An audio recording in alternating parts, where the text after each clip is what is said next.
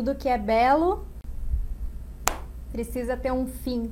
Esse devia ter sido o pensamento do presidente Lula depois do seu primeiro mandato, no máximo depois do seu segundo mandato. Mas, como diz aquele cartunista, que eu gosto muito, Bruno Bosato, o poder tem uma coisa poderosa, digamos assim, que faz com que a pessoa crie raízes, né? Ela queira se apoderar do poder, se apoderar das cadeiras no qual elas se sentam. Então, o presidente resolveu continuar esse mandato dele através da Dilma. Ele não deu muito certo isso. Paulo, boa noite.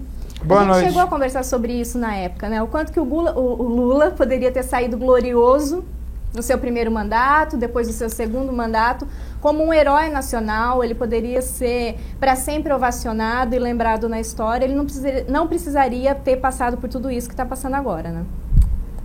Olha, às vezes eu fico pensando a seguinte coisa, né? Como que algumas pessoas... tem gente que fala assim que a história ensina, né? Mas a gente descobre que a última coisa que a história faz é ensinar, né? Para todos nós, né? Para todos nós. História não ensina. É raro alguém que aprende com a história. Não, é raro. É raro. Eu acho que Pelé aprendeu, né? Viu a história de outros jogadores e parou na hora certa. Nos Estados Unidos as pessoas não aprendem com a história, elas aprendem com a legislação. Elas estão imbuídas da democracia, então realmente elas se afastam, né? Tanto é o discurso do Obama, né? O discurso do Obama e de todos os presidentes. E de todos os presidentes. O recente discurso do Obama, onde ele fala, né, que... Ele fala assim, olha, eu me acho um bom presidente, eu sei que eu sou um bom presidente. Você pensa que eu não gostaria de continuar aqui por mais 1 ou 2 mandatos? Eu gostaria. Poderia tentar mudar a legislação para isso? Poderia. Mas eu não vou fazer isso de forma alguma, porque eu sei que eu tenho que passar agora o poder para outra pessoa, né? Porque tem que se... A democracia depende dessa oxigenação. Depende da oxigenação. Sem dúvida, depende dessa oxigenação. A não oxigenação faz com que a não oxigenação faz com que alguns pequenos vícios se tornem grandes vícios. Então, uma corrupçãozinha ali se institucionaliza, uma prática acolá se institucionaliza. É gozado isso, né? E um grande problema do Lula, talvez, né, Paulo? Por passar tantos anos no poder e no governo, ele já estava cercado de pessoas que já não diziam mais para ele a verdade, digamos assim. Então, de certa forma, você cai naquele problema do Epicuro, né? O Epicuro sempre fala, né? O que é um amigo? Você vai procurar saber sobre o que é um amigo. O amigo é aquele que te fala as verdades. Ou seja, não tá bom isso não é legal. Mas não, quando você tá no poder, isso é um dos problemas de quando a pessoa tem poder, é ela ser o tempo todo ela escutar das outras pessoas. Olha, você é maravilhoso, você fez o bem pros outros. É que no caso do Lula e no caso de outros líderes que tiveram mais ou menos a mesma carreira, o poder chegou antes do poder. Por exemplo, quando o Lula chegou à presidência, ele já estava no staff de um presidente. Sim. Há quase 30 anos. Quer dizer, ele vinha comandando um partido no qual ele já não era mais um membro, né? Ele já era uma liderança que expulsou outras. E eu me lembro quando o Suplicy tentou ser candidato, né? Depois do Lula perder várias vezes, o Suplicy tentou ser candidato. E o Lula não deixou. Então, ali já estava mostrando o quê? Já estava mostrando uma diferenciação, né, que não poderia ter acontecido, né? Que é o sujeito chegar no poder, mas já ungido de poder por uma estrutura sindical e partidária que já tinha feito do Lula uma pessoa sem percepção de quem ele é, né? Uhum. E há uma coisa muito interessante nessa história toda, é que o PT teve muito para aprender e não aprendeu. Porque logo que o PT começou a governar nas prefeituras, houve casos de corrupções muito parecidos com os da presidência. Mas o vício não está, né? Não foi corrigido, as coisas foram indo para um caminho, né? E a prova que não aprendeu é que depois do mensalão, né, foi uma corrupção para poder sustentar o partido, né, se fez o Petrolão, que também é a mesma estrutura. Então não há o que não é mais o que fazer, né? São pessoas que não aprendem, né? Tem aquelas pessoas que não aprendem com a história e tem pessoas que não aprendem de jeito nenhum. E o caso do petismo, o caso do PT é um partido que não aprende, não tem o que ensinar, não tem mais o que fazer, né? Não há mais, eles já tiveram todas as chances para aprender, e eles voltam para a mesma prática e não adianta, não tem mais o que fazer.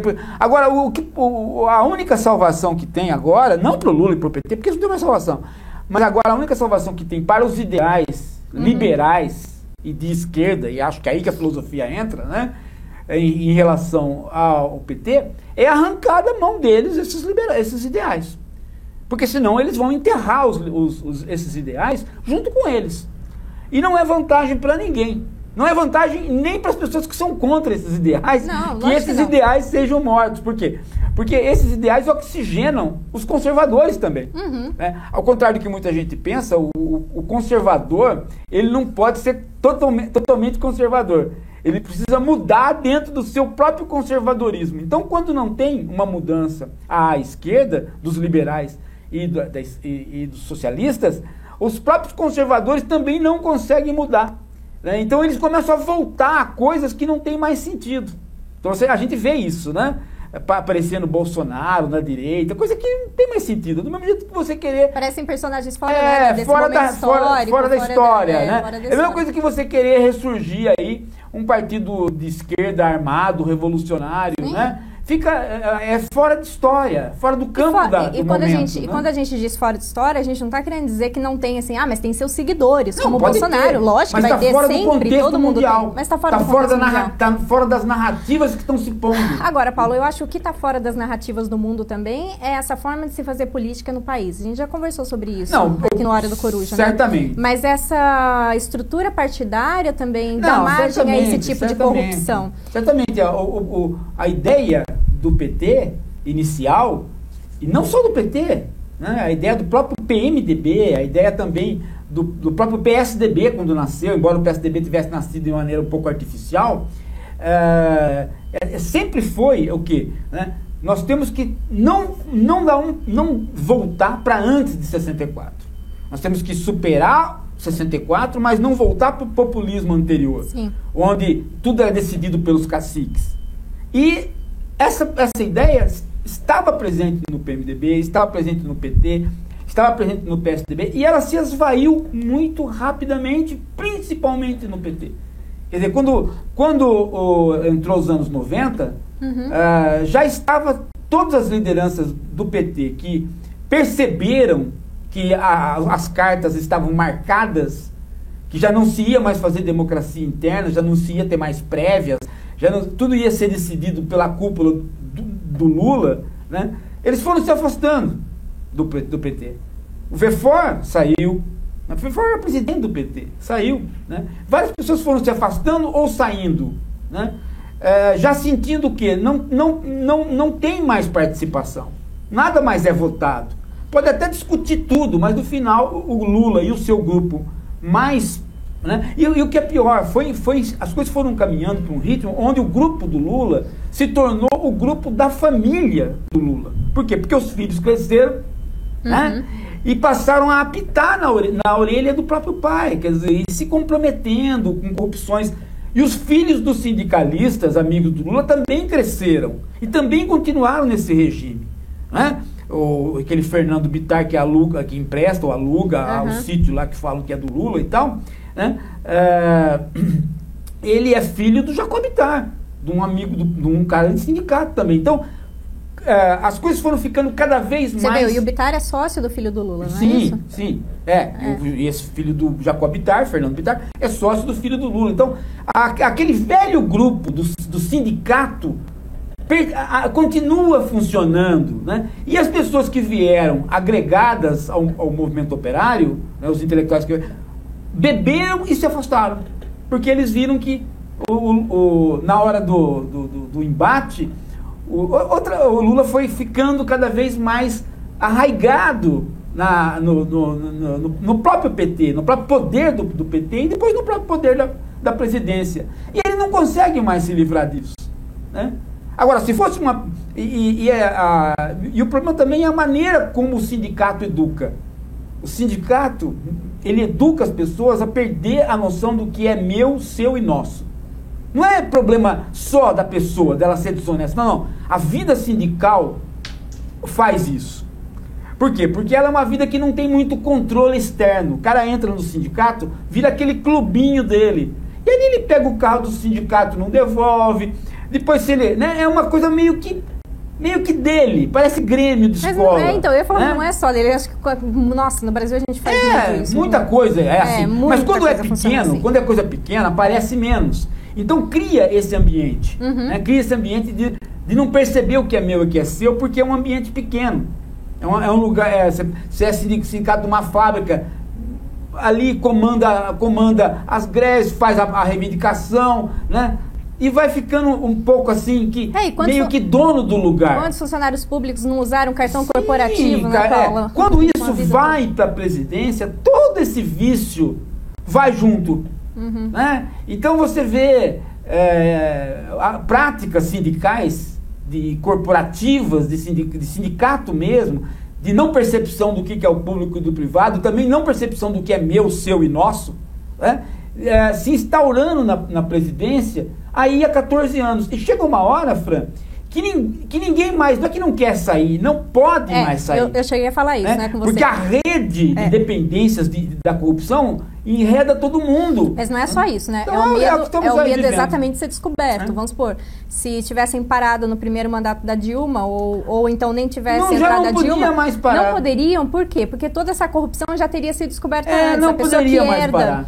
A pessoa que herda, né? Porque todo mundo pensou que acabado o mensalão, tinha parado a grande corrupção. Sim. Mas não, ela já tinha começado pela Petrobras, entendeu? Ela já estava na Petrobras antes do mensalão. Então foi só uma continuidade. Então não tinha mais como parar. Então nessa hora é que a gente vê que o Hélio Bicudo, quando denunciou lá na primeira vez, quando a gente entrevistou ele... Nossa, faz muitos anos. Quase 5 anos, né? Mais. O Hélio Bicudo falou, não, tem que ter a renovação. Não importa que seja o Serra, não importa que seja... Tem que ter a renovação, né, para oxigenar. Porque senão aquilo, por mais que esteja funcionando, vai dar zebra. E deu, né? E deu zebra. A continuidade é uma coisa fantástica, né? Outra coisa, tudo bem, a gente tem aquela desculpa de poder dizer a nossa democracia é jovem. Né? Então muitas coisas poderiam ser desculpadas. Mas agora você vê, agora... Então as pessoas já vieram me perguntar, Fran, mas você não acha estranho só agora as pessoas se voltarem contra o Lula? Não é só agora. Primeiro, não é só agora. Primeiro, não é só agora. Segundo, porque está amadurecendo. Terceiro, porque o nível de informação chega muito mais rápido que antigamente. Chega a um número muito maior de pessoas. Né? Ou pelo menos as pessoas podem opinar, que antes elas não tinham voz. A gente está vivendo momentos históricos bem diferentes. Claro, mas eu acho que faria bem para a nossa democracia. Uma coisa é fazer campanha contra o Collor sem internet. Outra coisa é fazer campanha com o Lula. Agora com internet. É outro mundo. Agora, consegue imaginar, Paulo? Se o Brasil, acho que ele teria um grande amadurecimento enquanto democracia com duas questões. Uma do qual a gente já conversou aqui, que é colocando candidaturas que são independentes. É uma saída, né? É uma nova possibilidade, porque eu acho assim, a gente realmente vive esse corporativismo de... Sim, em 2003. Em 2003? Não, 2013. Quando houve as primeiras manifestações. E pediam as reformas políticas. E pediu reforma política. O Congresso não tivesse engambelado a população, hoje tudo isso não estaria acontecendo. Eu acho. Né? Porque houve uma série de propostas ali interessantes. E não só, algumas coisas que foram votadas e depois voltaram atrás. Voltou-se atrás, ridículo. Hoje, por exemplo, essas manifestações todas que estão acontecendo, se você for aplicar a lei que a Dilma criou, antiterror, elas não podem acontecer. Elas não podem. Né? Quer dizer, então, nós estamos... Se hoje tiver um presidente, linha dura, e usar a legislação que o PT criou contra a manifestação, não acontece nada. Você vê como eles encalacraram, né? Por exemplo, eles estão aí há 14 anos no poder e eles falam que os meios de comunicação são controlados por 6 famílias. Mas eles estão há 14 anos no poder e nunca fizeram absolutamente nada. Mesmo quando a base do Congresso era favorável a eles, eles nunca fizeram nada. O que eles inventaram foi uma lei, né? Uma lei da imprensa? A lei de imprensa, que só assustou os empresários. Só apavorou as pessoas, né? Não souberam negociar uma democratização, mas souberam favorecer o Bispo Macedo. nas TVs do Bispo Macedo. Então, você vê que é uma série de... É uma retórica... essa história de mídia golpista, né? São alguns jargões que a esquerda usa para tentar convencer as pessoas. Né? Esse é o problema. Você e eu falamos, né, que a esquerda usa. Né? Nós mesmos já estamos usando para o PT e para o Lula o nome de esquerda, quando a gente deveria dizer uma parte da esquerda. Né? Porque a esquerda toda não é só isso. Não, lógico, né? É verdade. Mas eles estão... Mas como ela... Eles acabaram representando mas como a esquerda, como eles estão no governo e a oposição ficou sendo a direita, né? Eles acabaram sendo a esquerda. Né? Porque a esquerda e a direita são posições relativas. Então, corre o risco hoje, né? Essa questão para mim é que é fundamental. A questão não é Lula ou Aécio, ou quem vai entrar presidente. A minha questão, como filósofo, é a questão dos ideais de esperança. Quais ideais de esperança que vão ficar? Os ideais de esperança que vão ficar é você bater em homossexual? Esse vai ser o ideal de esperança que vai ficar? O ideal de esperança que vai ficar é você separar negro de branco? Né? Não pode fazer a cota para não pode integrar o negro? É esse o ideal que vai ficar? O ideal que vai ficar é você não ter direitos para as mulheres? Quer dizer, falar... Ou não querer tirar as pessoas da miséria? Ou então não tirar as pessoas da miséria. Quer dizer, políticas de minorias e política social-democrata para pobres. Isso vai desaparecer? Quer dizer, o PT vai enterrar isso junto com ele? Esse é meu problema. Meu problema é saber se nós somos capazes de ter ideais de esperança, liberais e de esquerda, que possam ser colocados para além do PT. O PT pode morrer, mas esses ideais não podem morrer. Esses ideais têm que ser levados adiante por pessoas outras. Né? Agora, o que não pode mais acontecer é o brasileiro achar que esses ideais podem ser levados adiante por uma pessoa, ou por duas, ou por um partido. Então, esse é o problema. Tem que começar a pensar que esses ideais têm que ser levados por nós todos, no cotidiano. No cotidiano, né? Cumprir esses ideais no cotidiano. Então, salário para as mulheres tem que ser igual? Tem. Cota étnica tem que ter? Tem. Direito de homossexual tem que ter? Tem. Tem que proteger os mais fracos da humilhação dos mais ricos? Tem. Isso é ser socialista? Não, isso é ser liberal. Isso é uma plataforma liberal, de um liberalismo até... Mas me parece tão, sabe, isso ser humano. Senso comum. Me parece senso comum. É mais uma coisa do humanitarismo geral. Humanitarismo. Né? Que não precisa ter, não precisaria, a gente não precisaria mais defender essas coisas deveriam estar no senso comum das pessoas. E não estão. Por quê? Porque em 14 anos de poder, o PT manchou isso. Ao invés de ele proteger isso, ele manchou. Porque toda vez que ele punha uma bandeira nesse sentido, ele punha 5 bandeiras junto da corrupção. E aí ele mancha. É lógico. Aí contamina. Né? Porque aí ninguém mais acredita nessas bandeiras, porque elas são levadas adiante por gente corrupta. Elas ficaram, e é o que está acontecendo. Elas ficaram marcadas. Né? Nós estamos chegando ao ponto, né, de algumas pessoas começarem a achar que ser de esquerda é ser desonesto. E a esquerda começa a comprovar isso. Porque ela começa a dizer a seguinte coisa: mas a corrupção foi inventada por nós. Não tem que dizer isso. Tem que simplesmente dizer: não há corrupção, nós não fizemos. E provar que não fez. Mas toda hora que vai provar que não fez, prova-se que fez. Toda hora que vai tentar provar que não fez, abre mais um leque de milhões Não, e aí fica muito... Fica super chato. Por quê? Porque você rouba a Petrobras, é um puta de um roubo. Mas aí você olha pro Alckmin e descobre que ele roubou a merenda. Aí você fala assim, não, então eu vou roubar também pequeno para ficar igual ele no pequeno. Né? Já que ele rouba pequeno, vou roubar pequeno também. Aí você rouba o Cristo da parede do palácio. Entendeu? Por quê? Porque você quer ser o ladrãozão, mas você quer também ser o ladrãozinho, para ninguém ser ladrão igual a você. Aí você ganha a taça. Vai embora com a taça, vai virar até ministro Lula, para poder escapar da cadeia. Você já pensou? A humilhação do petista, ou da pessoa que se identificou com esse lado da esquerda, a humilhação, o cara passar uma vida falando, né, que no Brasil, né, era uma coisa que o Lula falava em todos os comícios, no Brasil, se o pobre rouba, ele vai para cadeia. Se o rico rouba, ele vira ministro. Aí o Lula, hoje, que é um homem... não lembrava disso. É verdade. Falava isso, né? Então, hoje ele é um homem rico e que para não ir para a cadeia, ele vai ser ministro. Parece que quarta-feira, né? Agora, hoje à noite, estava reunido para quarta-feira, porque não tem escapatória. Não é que o Moro quer prender. O Moro não quer prender ele. O Moro está dando todas as chances para não prender. Agora recebeu a chance de prender? Não. Jogou pro âmbito federal. Não. Por quê? Porque não quer. Ninguém quer prender o Lula. Porque no fundo, Fran, as pessoas estão, tirando a extrema-direita, as pessoas no fundo, elas olham pro Lula e falam assim, puta, isso não podia ter acabado assim, sabe? Mesmo os conservadores, eu conheço muita gente conservadora que não tem ódio do Lula, Eu conheço muita gente que perdoa o Lula mesmo sendo conservador, gente que não votou nele. Por quê? Porque torceu por ele. Né? Ele torceu por ele, perdoou. O PT foi perdoado 3 vezes, Fran. O PT foi perdoado na primeira com o mensalão, né? Foi perdoado. Aí foi perdoado durante o governo, o segundo governo de novo, quando começou a aparecer aquelas corrupções de ministros. Agora, com o Petrolão, ele seria perdoado. Acontece que as coisas se espalharam de tal maneira que a população não consegue mais reagir e perdoar. Algumas pessoas ainda perdoam. Por exemplo, vou dar um exemplo, a Juliana.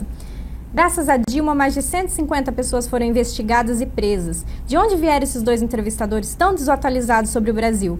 Se a ideia é perder a audiência, irão conseguir. O povo brasileiro é inteligente, esse discurso fascista não convence. É uma pessoa que não sabe quem nós somos. Não sabe a minha história. Mas não é só isso, né? Ela ligou o canal agora, não sabe a minha história, entendeu? Ela nasceu ontem. Mas sabe o que é engraçado? Eu tô há 30 anos. Não. É engraçado, a pessoa não consegue, parece que, escutar o discurso que a gente está falando. Não consegue. E primeiro, o que tem a ver a Dilma ter deixado 150 pessoas serem investigadas? Porque ela tinha... Não, a presidente enquanto presidente, tem que barrar as investigações. Federal. Tá? A Polícia Federal não pode investigar se a Dilma não é do PT, a Polícia... Não, que mundo você vive? A Polícia Federal vem sendo barrada há anos. Ninguém tá tirando mérito nenhum, quer dizer, de presidente, do que fez e do que não fez. O que a gente tá querendo dizer é que ninguém mais aguenta viver nesse país de corrupção. Você acha que é coisa de fascista, Juliana? Ontem, nas manifestações aqui em São Paulo, os bonitinhos lá do Aécio, do Alckmin, eles foram lá. Eles começaram com essa história de dia 13 a gente vai fazer uma passeata. Eles começaram com isso. E você quer ver o que aconteceu com eles aqui em São Paulo, Juliana? Vou pedir para o Fábio colocar o vídeo deles aqui ontem.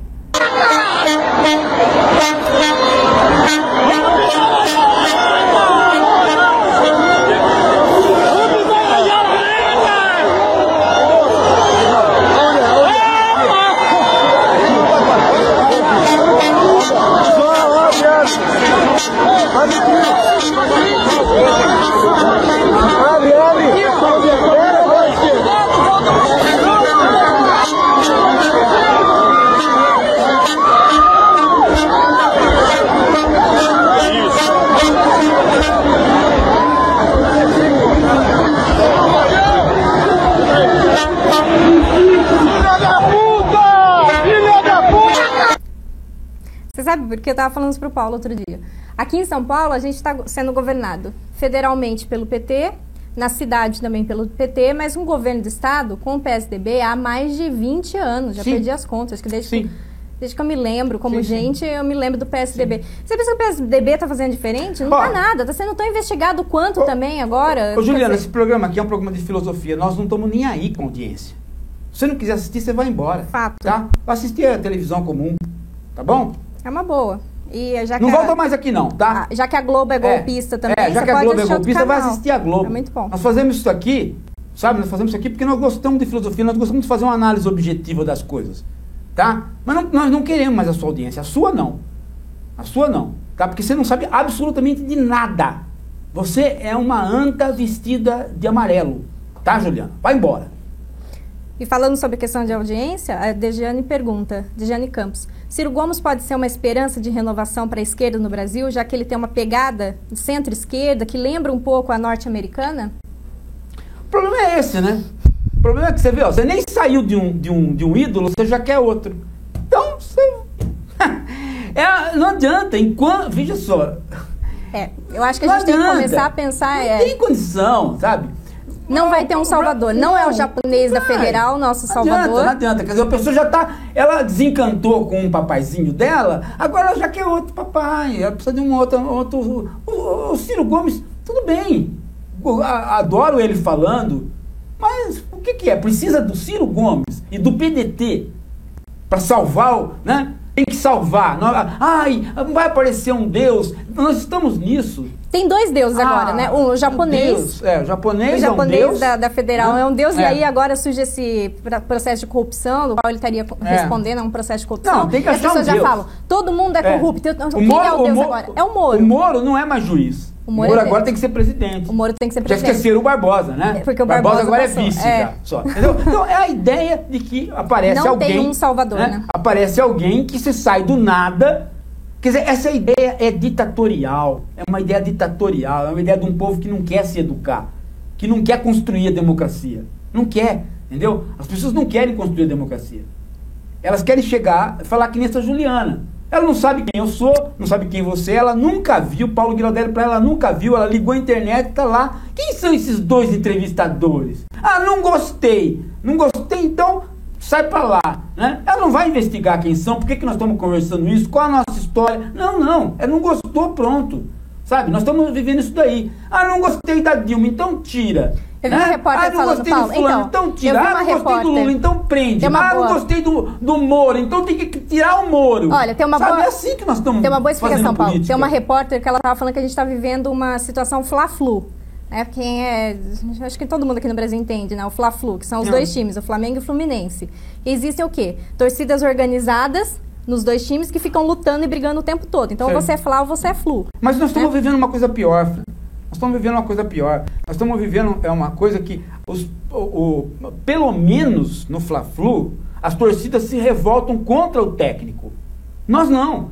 Nós estamos vivendo uma ditadura muito pior do que essa. O sujeito está vendo o técnico do seu time afundar o time e ele continua apostando no técnico do seu time contra o outro. Quer dizer, o Lula está afundando o PT, o Zé Dirceu afundou o PT, as pessoas afundaram o PT, elas construíram o PT, mas à medida que o PT foi crescendo, elas afundaram o PT. Quer dizer, o Lula, se ele tivesse um mínimo de consciência, ele tinha parado, não tinha tentado eleger a Dilma, não, foi embora. Mas ele não podia mais ter essa consciência. Por quê? Porque ele já estava pessoalmente enredado no processo de corrupção. Então ele não tinha mais condição de sair. Esse é o problema. O problema é o tamanho, é o grau de corrupção do envolvimento.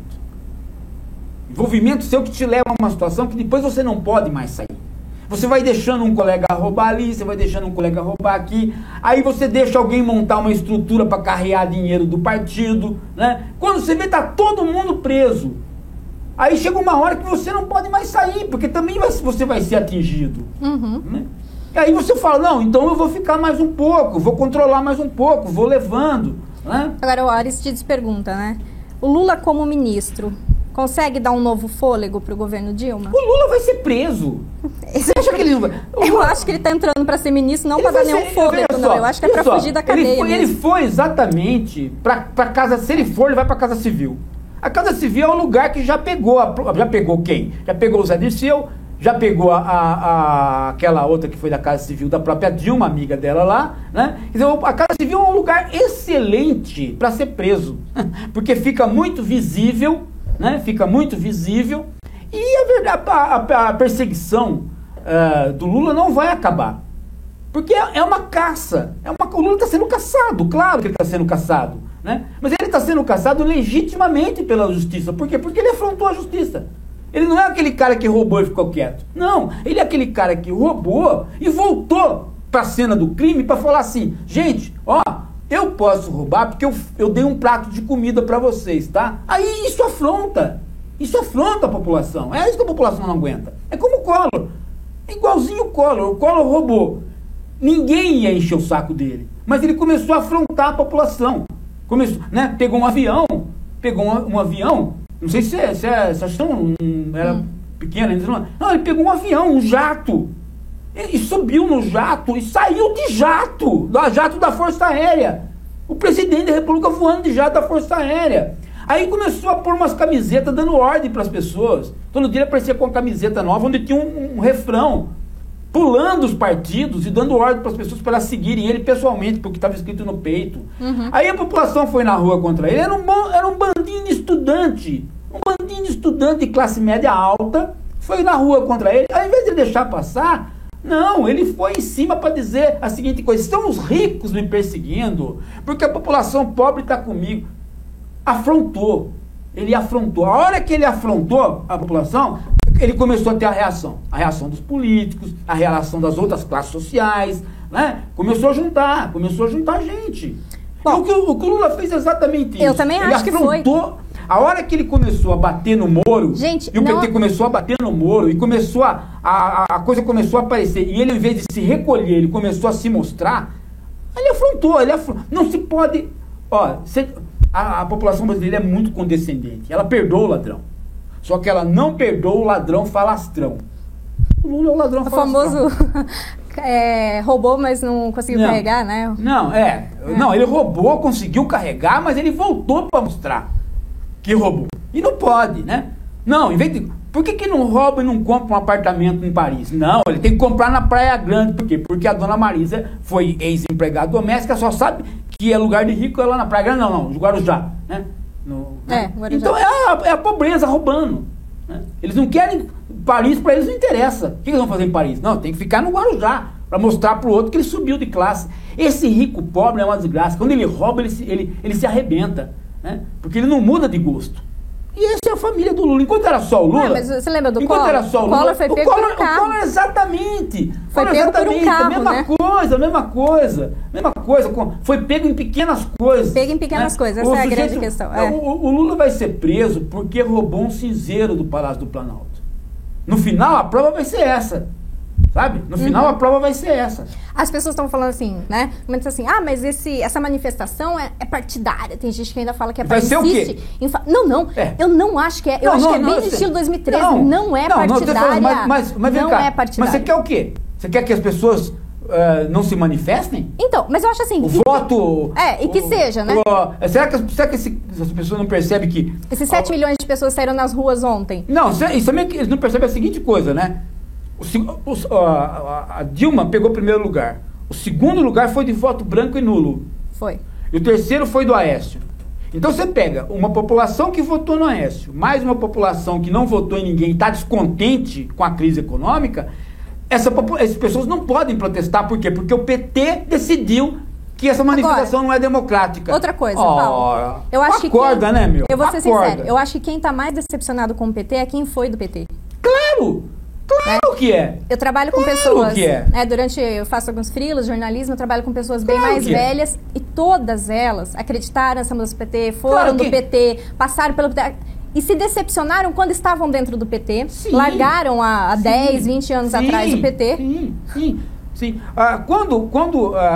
Qual é a garantia que a Dilma fez para se eleger? Que ela não ia mexer em direitos trabalhistas. E nem na CPMF. E nem na CPMF. e que o ajuste da crise não ia ser cavalar como ela foi uma mentira. É uma mentira. Então ela perdeu a última base que ela tinha. Isso que está acontecendo. Agora, se você precisa do seu ídolo Lula e o filho do Lula Gênesis, se você precisa deles porque você não acredita mais em Jesus e acredita neles agora, problema seu, meu filho. Tem a igreja do Malafaia, você vai lá e ora para Deus. Se você não pode orar nessa igreja, vai orar. Se você conhecia alguém que estava envolvido com uma obra que estava superfaturando... todo mundo conhecia alguém. Né? A gente tentou uma vez financiamento por BNDES, você lembra como que foi o histórico, né? Sim. Quer dizer, nada nesse país saía sem o cafezinho. Né? E, ao mesmo tempo, as pessoas não estavam querendo pagar o cafezinho mais. As pessoas estavam se revoltando. Falavam assim, puta que pariu. Meu patrão tá pagando e isso tá em falta. Eu tenho que pagar a escola, pagar a saúde. O problema é que à medida que o PT teve que gastar, mais ele teve que tirar da corrupção. E à medida que ele teve que tirar da corrupção, mais ele pressionou os empresários. Não soube. Mas é porque ela foi tão grande, Paulo, que ela escapa. Uma hora escapa. Não, mas foi por necessidade. Quando você quer eleger uma Dilma ou um Haddad, pessoas que não têm prestígio nenhum, que são pessoas desconhecidas, você precisa de muito dinheiro. Aí vai tirar de onde? Vai tirar da corrupção. Mas aí você vai apertar mais os empresários que estão se corrompendo e que estão se deixando corromper. Entendeu? Você vai, aí foi o negócio, né? Aí que foi o projeto de poder começou a crescer a ponto de querer eleger, porque não se estava mais, por quê? Porque não se estava mais elegendo pessoas do partido com histórico. Então se elegeram, né? Pega um ali, pega um Padilha da vida, Tanto é que entendeu? E não vamos fazer dele candidato. Não estava se dando o devido crédito os companheiros, né? Como, por exemplo, o Suplicy. A campanha dele não foi tão, né? tão financiada assim, pelo PT, e ele perdeu a eleição. Exatamente. Né? Suplicy é um cara, quer dizer, você poderia falar, pô, é um cara de história do PT. Ele é um cara que o PT teria que investir tudo mesmo para ele conseguir. Não. O PT estava investindo em novas caras do partido, né? O Lula começou já é um histórico do PT. Quer dizer, o Zé Dirceu botava a mão em tudo. Tudo tinha a mão do Zé Dirceu. Saiu o Zé Dirceu, ficou o próprio Lula. O chefe do PT é o Zé Dirceu, não o Lula. O Lula é subordinado. É que o Zé Dirceu saiu. Aí ficou o próprio Lula. Então ele nomeia todo mundo. Ele veio aqui em São Paulo nomear o secretário de Educação, o Chalita, né? Ele põe o dedo em todo lugar. E ao pôr o dedo em todo, aí aumenta o número da corrupção. E aí estoura o partido. Foi isso que ele fez. A ganância. Pensa bem. Você vai eleger. Hoje o Grande São Paulo, o governo do estado está na mão do PSDB, mas o Grande São Paulo está todo na mão do PT. Ah, é? A grande maioria das cidades aqui de São Paulo. Você conseguir fazer com que o PT, que era um partido odiado aqui no Paulo, né, ganhar todas as prefeituras, é por boa administração. Então vamos ver quem são as pessoas. Aí você vai descobrir que é tudo candidato novo, tudo cara que não tem histórico. Né? Aí você descobre o quê? Que foi gasto um monte de dinheiro para eleger esses postes. Então aí você entende por que a corrupção começou a aumentar e por que estourou. Porque aí fica visível demais. Aí a polícia não tem jeito. Agora, aí tem que pegar. Sobre as manifestações ontem, não sei se vocês lembram no programa aqui com o Ricardo Mantovani, que ele é nosso amigo pascaliano, veio conversar sobre Pascal. Ele foi nas manifestações ontem, ele fez um vídeo pro Hora da Coruja dizendo o que ele achou, quais foram as impressões dele ontem. Vamos ver. Pessoal da Hora da Coruja, então, ontem fui na manifestação, tava lotado, tava lindo aquilo, eu nunca vi tanta gente junta, tanta gente ordeira junta, trabalhando, ajudando uns aos outros, não tinha ódio no ar, não tinha nenhuma manifestação de ódio, como as pessoas gostam de falar, estava todo mundo numa grande confraternização, inclusive com a Polícia Militar, que estava ali representando mais uma parcela do povo. Afinal de contas a gente sabe que a Polícia Militar ganha mal, e eles estavam lá recebendo o reconhecimento que muitas vezes eles não têm, tá? Não havia bandeira de partido político nenhum, só havia o desejo da população pelo final da corrupção. Não se propunha político A ou B como futuro presidente. O que o povo quer é que o Estado não atrapalhe a sua busca pela felicidade. O que une aquelas pessoas, que era um grupo muito heterogêneo, é a sua busca pela felicidade e o desejo de que o Estado não se intrometa nisso, ou se intrometa o mínimo possível. É isso daí. Tchau, tchau. Eu pensei muito, né, quando ele faz esse discurso, essa ideia de Estado mínimo do Nozick. Né? Será que seria a hora de a gente pensar numa boa reforma política para o país e pensar numa forma de Estado mínimo aqui para o país, Paulo? As pessoas têm um pavor do Estado mínimo. Porque o Estado mínimo está sempre identificado com o Estado que tira a sua mão protetora dos pobres. Né? Só que nós esquecemos que no Brasil a mão protetora do Estado não vai só para os pobres. Ela vai também para o rico. E quando vai para o pobre, é um serviço de péssima qualidade também, Ela vai para o pobre com um serviço de péssima qualidade, e ela vai para o rico protegendo a sua fortuna, socializando perdas, que a política de socialização de perdas no Brasil é uma coisa incrível. É incrível. Né? Comprando banco que está falido. Comprando banco que está falido. Que maravilha, subsidiando empresas que não deviam ser subsidiadas. Todo mundo sabe que o nosso mercado não sobrevive sem a ajuda do governo aos empresários. Então, é interessante isso, né? Porque a esquerda fala, o Estado mínimo, não pode ter o Estado mínimo. Só que ela nunca fala que o Estado máximo não vai para os pobres. O nosso Estado brasileiro é um Estado que ele tem os tentáculos voltados para todos os setores sociais. Para todos os setores sociais. E ele faz uma hierarquia de trabalho para os setores sociais. Ele dá para o pobre um serviço pobre e ele dá para o rico um serviço rico. Ele não é um Estado, ele teria que ser um Estado mínimo para os ricos, mas ele continua sendo um Estado grande e não é para os pobres que ele é grande. Ele é um Estado grande para todo mundo. A gente tem ele dois faz tipos de um serviço, monte, né? Serviço de massa para o pobre. Exato. Ele faz um monte de serviços. E caro, né? Esse que é o detalhe. Ele faz um monte de serviços para uma população que não precisa dele. Né? E o que é mais interessante, né? Ele faz um monte de serviços para uma população que precisa dele, mas ele faz mal feito porque ele trata essa população como pobre. Então nós deveríamos sair desse esquema de Estado máximo ou de Estado mínimo e ir para a ideia de um funcionalismo público que funcione. Uhum.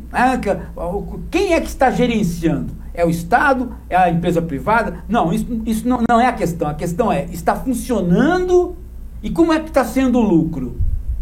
Né? Por que eu estou dizendo isso? Porque pega a universidade dita particular. Olha o esquema do ProUni. Né? Olha o esquema do ProUni.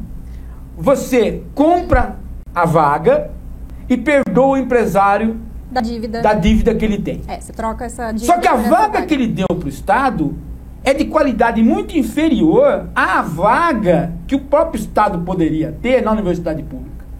Então ele vende um abacaxi para você, você paga por um abacaxi, paga caro por um abacaxi, perdoa a dívida dele e entrega esse abacaxi não para o filho do rico, mas para o filho do pobre. Aí esse pobre desgraçado vem falar: ai, obrigado Lula por me formar em pedagogia. Ai, a minha filha entrou em medicina. Minha caceta. Estão te oferecendo a bosta, Estão te oferecendo uma bosta de uma escola, sua anta. O rico continua indo para boa escola. Estão oferecendo uma bosta de uma escola e estão oferecendo, comprando uma vaga que não vale. E o que é pior, você paga imposto e esse cara que vendeu a vaga não está pagando mais. Talvez se você não estivesse pagando tanto imposto, você poderia pagar uma vaga numa boa universidade particular, não é? Talvez sem essa troca maldita, sobrasse dinheiro para você pagar ou fazer uma boa escola pública para você entrar na universidade pública ou fazer uma boa particular. Uhum. Mas não, ou uma vida inteira ter estudado uma boa escola. Então, né? A hora que fala em Estado mínimo ou Estado máximo, não é essa a questão. A questão são os mecanismos pelos quais você administra essas coisas, as políticas pelas quais você administra essas coisas. O Estado brasileiro, ele é um Estado que trata o pobre com serviços pobres. Esse é o problema. Então não adianta ele ser grande. Ele pode ser enorme, mas a hora que ele chega para você, ele chega mal. E ele nunca pune responsáveis pela barbárie. Nunca. O cara abre uma comporta... Agora... Né? Não sei se vocês estão sabendo, acho que vocês ouviram num jornal a nível nacional, mas aqui na região de São Paulo abriram comportas de uma hidrelétrica, né? Acho que é de uma hidrelétrica. E matou quase 30 pessoas. Né? E não é a primeira vez, 2011 já abriu, já matou um monte. Aí o Estado intervém como? O Estado chega lá pro morto e fala assim: olha, você perdeu sua casa, perdi uma família, sobrou alguém aí, sobrou. Então você vai entrar no programa da Minha Casa Minha Vida. É isso que o Estado faz. Detalhe. Ele é grande, ele tem mão pra ir lá. Ele vai. Só que a hora que ele vai, ele faz esse serviço. O próprio Lula. Então, se é pra fazer isso, então por que eu preciso do Estado grande? Você chegou a ver o depoimento do Lula ao Ministério Público? Ele disse que ele não ficou com o apartamento do Guarujá porque parecia uma casa do Minha Casa Minha Vida. Que era muito pequeno, 143 metros quadrados. Ele falou isso? Ele falou. Ele falou isso? Ele falou. Não, tudo bem, eu entendo o que ele quis dizer. Como presidente, um apartamento de 143 metros quadrados não deve ser acessível para receber todos os convidados, como um ex-presidente. Deveria receber, tudo bem. Mas ele não pode dizer, é apertado que parece uma casa, Minha Casa Minha Vida. Quando ele fala isso, ele não quer passeata contra ele. Mas a pessoa escuta isso e fala assim, se o cara é um pouco mais conservador, se o cara já tem um pouco de raiva dele, sabe o que o cara fala nessa hora? Assim, desgraçado, tomara que a sua cela na Papuda seja bem menor do que isso. Entendeu? Ele desperta a raiva na pessoa. E aí ele não quer que as pessoas fiquem com raiva. Ele fala isso, pô. Desculpa, eu tô lendo as mensagens aqui. E aí, o que tá perguntando? Não, mas antes eu queria falar uma coisa. Quando eu falei um primeiro ponto do qual eu acho que deveria ter uma mudança de uma reforma política, agora um segundo ponto. Enquanto programa de filosofia aqui, eu acho que a gente tem que falar isso, né? Eu ainda acredito que uma boa forma da gente conhecer outros tipos de candidatos é a gente ter um debate político onde todos os candidatos participem. Tá? Sim, claro. Outra coisa, antes Estados disso... Unidos tem antes disso chegar 200 isso, candidatos e todo mundo participa. né? Por que se eu então vamos admitir, tá bom, o Brasil precisa de partidos, eu ainda acredito em partidos, eu quero ter um partido no país, vou ter. Independente de ter candidatura, independente ou não, vou ter partido. Partido existe. Quem decide quem vai ser o maldito presidente, o maldito candidato que vai concorrer à presidência do país? Por que tem que ser aquele cacique? Quer dizer, por que não são as pessoas envolvidas no partido que escolhem? Como a gente vê que acontece, por exemplo, nos Estados Unidos. Por uma razão simples. Por mais que sejam 2 candidatos, mas eu acho interessante que pelo menos uma coisa a gente não pode negar. Colocaram a Hillary, colocaram o Sanders, eles são candidatos completamente opostos um ao outro. Eles são do mesmo partido e ninguém tá lambendo o saco um do outro, não. Não, o debate tá comendo eu não feio. tinha assistido um debate americano ainda de prévia, eu assisti a semana passada. E, primeiro, manifestação das pessoas na plateia. As pessoas estão uivando, estão xingando, estão berrando, estão aplaudindo. Não tem nenhuma Marília Gabriela dizendo... Vamos evacuar. Vamos evacuar. Se vocês se manifestarem novamente, procurem isso no YouTube. Não tem mais nenhum tonto lá dizendo não pode aplaudir. Não pode aplaudir.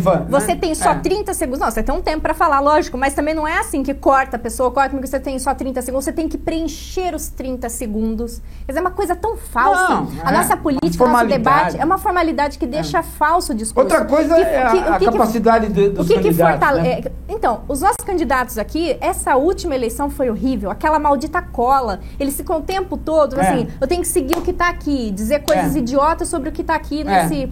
Então, eu acho que tem que ser um debate sincero, como esse. Uma das questões o qual o Sanders critica a Hillary é falando, olha, dona Hillary, o grande problema que eu tenho com você é que você está recebendo 200, não sei quantos milhões, enfim, não lembro se é mais ou menos, acho que é pouco menos que o Lula, ela deve ganhar, por palestra que ela dá para Wall Street e tudo mais, e assim, como que pode e agora, depois de fazer essas palestras milionárias, que devem ser muito boas, eu queria assistir, porque se alguém paga 200 milhões por uma palestra, a palestra deve ser muito boa, né? E todo mundo ri e tudo mais, e aplaude ele. Ele fala assim, por que agora o Wall Street resolveu financiar a sua campanha? A Hillary tem uma campanha milionária, né? Sim. Perto da campanha que é do Sanders. E mesmo assim, é um debate mais real. Mas parece. Mas veja só, aí entra um problema tipicamente de filosofia política mesmo, que é a pergunta que você pode fazer para qualquer pessoa da esquerda brasileira e ela não vai saber responder. Pergunta para a esquerda brasileira como que pode ter aparecido o Sanders velho. De onde veio um socialista velho, se nos Estados Unidos não tinha esquerda? Né? Então você pergunta para os petistas, mas como é que pode? Os Estados Unidos era um país que não tinha esquerda e agora aparece um candidato que não é jovem, socialista, né? E ele já parece velho. Será que as pessoas estão nascendo já velhas nos Estados Unidos? Né? Não é mais de 9 meses que nasce nos Estados Unidos, deve estar nascendo já com 80 90 anos, né? Quer dizer, onde estava o Sanders? Onde estava onde estava o Obama também, que é nitidamente um cara mais à esquerda, né? Onde estava? Então tinha esquerda? Ou tem só agora? A esquerda brasileira não consegue responder isso. Por quê? Porque a burrice da esquerda brasileira, o dogmatismo da esquerda brasileira nunca conseguiu olhar para dentro dos Estados Unidos. Não interessava olhar para dentro dos Estados Unidos, porque se olhar para dentro dos Estados Unidos, vai descobrir várias esquerdas com tradição de debate democrático. E isso não interessa. Porque os Estados Unidos é um país imperialista, porque capitalista. Os Estados Unidos é decididamente um país maldito. Já decidiu, entendeu? Já está decidido isso. Então essa mania de decidir uma coisa e não pensar sobre ela é que é a esquerda brasileira. Entendeu? A esquerda brasileira é isso. Ela não quer pensar sobre ela. Então é a menina que nos apareceu agora aí. Não é só a esquerda, né, Vocês Paulo? são fascistas. E não é só a esquerda, né? Eu já falei, esse é o problema. Aí a gente tenta ir pro lado contrário, né? Também não, eu tô falando da esquerda. Você sabe que tem um problema sério aqui no país também. Porque eu não vou cobrar Lógico. Da direita Esse tipo de coisa. A direita autoritária, pô. A direita fez a ditadura militar no Brasil. A direita é Pinochet. Então, né, não vou cobrar das pessoas. Eu vou cobrar da esquerda que se diz democrática. Certo. Que se diz estudiosa, que se diz ter professores nas universidades. Agora, Paulo, que vai lá bater panela na minha sala de aula, encher meu saco. Viu acontecer? Eu vou cobrar deles. Eu vou cobrar de quem esteve sempre junto comigo. Eu sempre estive junto com as esquerdas. Vou cobrar dessas pessoas. Vou cobrar de mim mesmo. Estou cobrando de mim mesmo. Por quê? Né? Quer dizer, qual é o problema de não ter olhado para os Estados Unidos? Nunca. Por que a história americana não pode ser contada?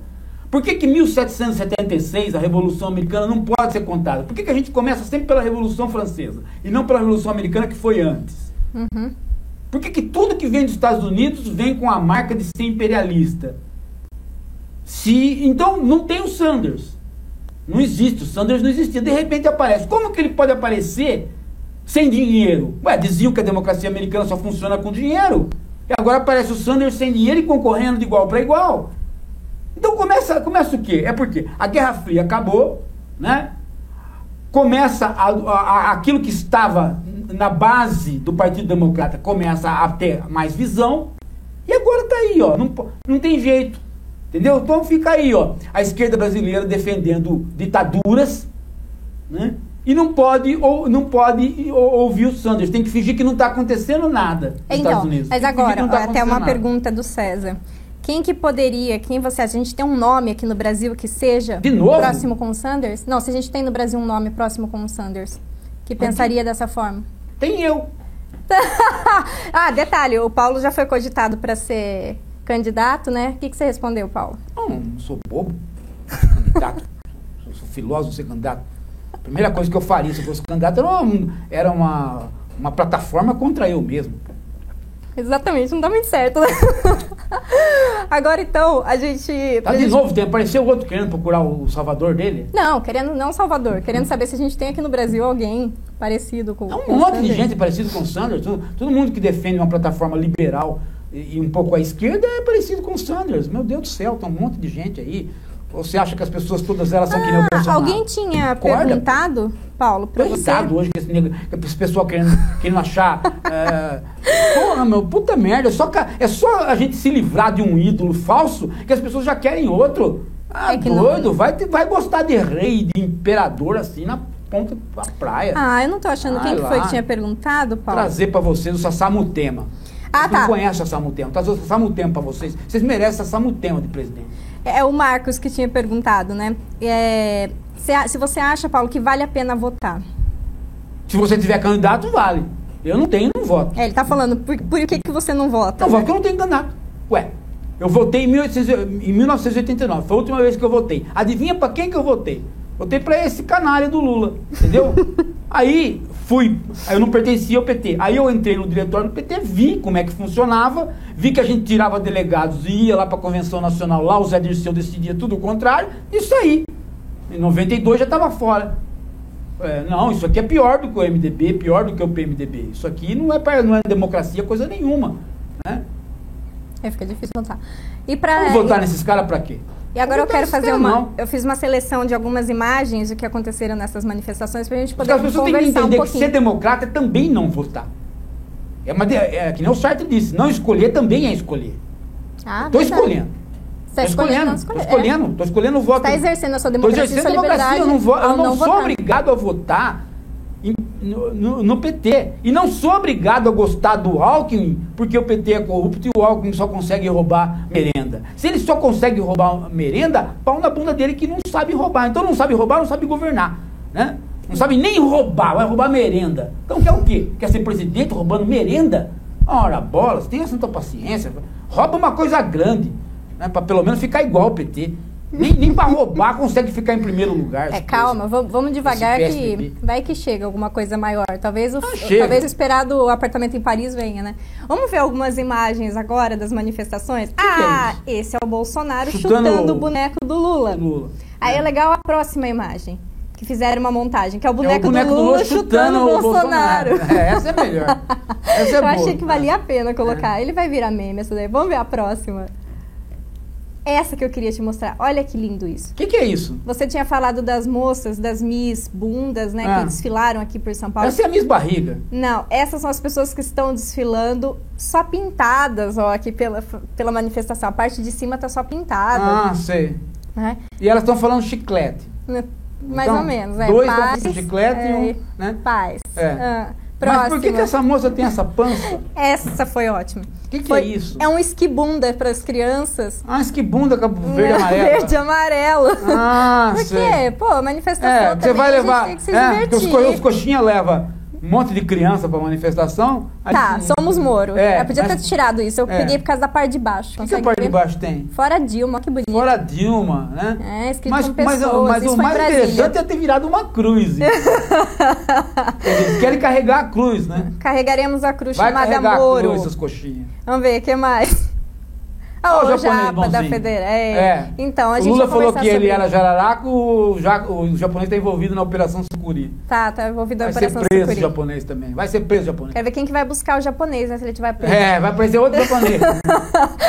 Tem mais imagem, gente? Tem. Que é isso? Jesuí Moro. Esses coxinhas são muito burros. Jesuí Moro, eu achei tão criativo. É por isso que o Lula fica no poder. Olha a oposição que o Lula tem. Olha como coxinha aí. Vamos ver mais uma. Essa que bonita. Montagem, lógico. Mas olha como ficou bonitinha, né? Ficou bonitinha ali. Ficou legal.